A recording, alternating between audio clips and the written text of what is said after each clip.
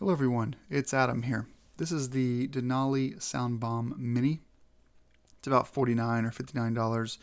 You do need to buy this $15 BMW connector that takes the OEM plug and turns it into gives you the proper in-out for the horn connector.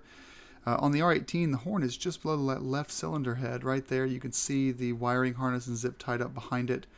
You can disconnect this with a wrench. It's not Loctite or anything like that. And then you can simply clip that zip tie there and install the new one. It's pretty simple, actually, pretty straightforward.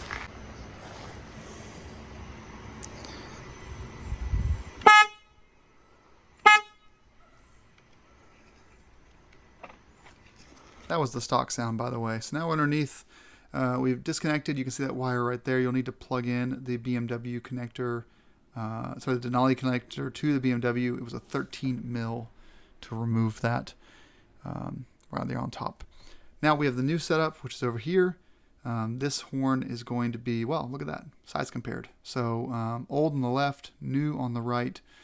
Not that much bigger in body, but you have a much larger opening.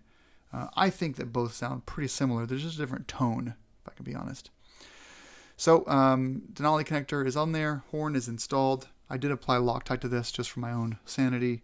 And now those positive minus negatives go into those connectors and clips on the front. After that's done, you're just going to zip tie everything back up and you're all done.